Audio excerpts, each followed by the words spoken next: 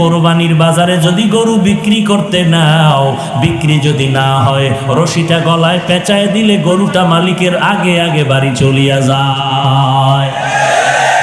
গরুটায় মালিকের থেকে সব, মালিকের থেকে একটা টাকাও পায় না।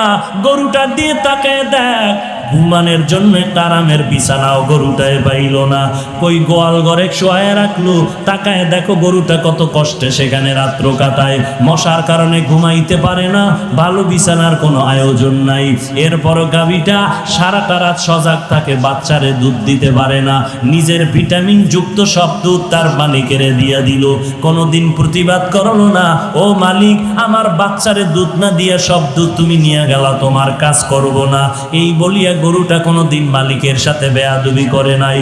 কোরবানির বাজারে যদি গরু বিক্রি করতে নাও, বিক্রি যদি না হয়, রশিটা গলায় পেঁচায় দিলে গরুটা মালিকের আগে আগে বাড়ি চলিয়া যায়। এরে বান্দা তাকায় দেখ, একটা কুকুর মালিকের কত পাগল, মালিকের জন্য জীবনটা পর্যন্ত কুকুর দিয়া দেয়, বহু প্রমাণ আছে। এরপর মালিক একটা টাকাও দেয় না, 3 বেলা খানাও দেয় না, মালিক খালি গালি দেয়, কুকুরের ধমক দেয়। এত ধমক খাওয়ার পরেও কুকুর মালিকেরে ভুলে না, মালিকেরে ভুলে না, বেয়াদবি করে না।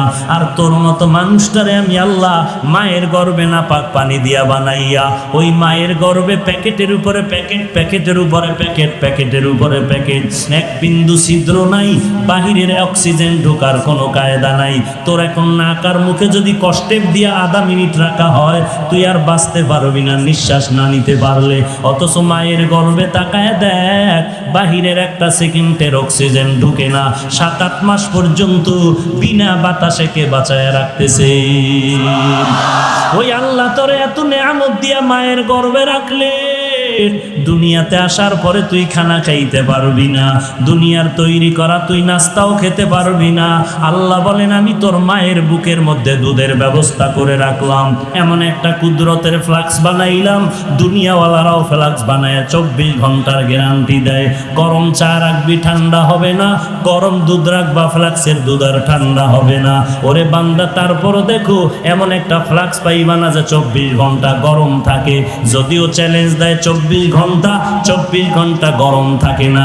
আল্লাহ কয় আমি কেমন রহমান, একটু বান্দা, একটু চিন্তা কর, আমি আল্লাহর পরিচয়টা নাও। আমি আল্লাহ কেমন গফফার, আমি আল্লাহ কেমন রহমান। এমন একটা ফ্লাক্স আমি বানাইলাম, তোর আরামের জন্য দুধের ব্যবস্থা করে রাখলাম। মায়ের বুকের মধ্যে এমন এক কুদরতের ফ্লাক্স আমি বানায় রাখলাম, ওই দুধটা তুই 2 বছর পর্যন্ত পান করবি। যেইভাবে আমি আল্লাহ তৈরি করে দিলাম ওইভাবে থাকবে, ঠান্ডাও হবে না, গরম হবে না, পাতলাও হবে না, ঘনও হবে না। 2 বছর পর্যন্ত দুধ পান করবি। ওরে বান্দা ওই ফ্লাক্সের দুধ কখনো নষ্ট হবে না। এরে বান্দা তাকায় দেখ, তুই দাঁড়াইতে পারো না, বসতে পারো না, আমি আল্লাহ তোর কত সুন্দর লালন পালনের ব্যবস্থা করলাম। তোর এখন বাথরুমের দরকার, মাকে বলতে পারো না আমারে বাথরুমে নাও। তোমার এখন খানার দরকার, আম্মা জানকে বলতে পারো না আম্মা আমাকে খানা দাও। কি করতেছো বান্দা? তোর একটা পুঁজি হলো শুধু কান্নার আওয়াজ, কান্নার আওয়াজ, কান্নার আওয়াজ।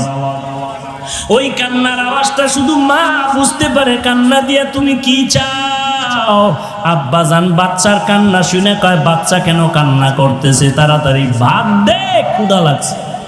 মায়ে কয় না না, বাচ্চা এখন ক্ষুধার কান্না কাঁদে না, কারণ 3 মিনিট আগে বাচ্চাটারে কান্না দিয়েছি। বাবায় বলে তো কান্না করে কেন? বলে এখন বাচ্চাটা ঘুমায় যাবে, ঘুমের জন্য বাচ্চাদের একটা কান্না আছে, ওই কান্না কাঁদে। আল্লাহ কয় বান্দা তাকায় দেখ, বাথরুমে যাওয়া লাগবে, তুই বাচ্চা মানুষ বলতে পারো না, শুধু কান্না করো। ওই কান্নার মধ্যে তুই কখন কি চাও আম্মা জান বুঝতে পারে, আর জগতে কেউ বুঝে না।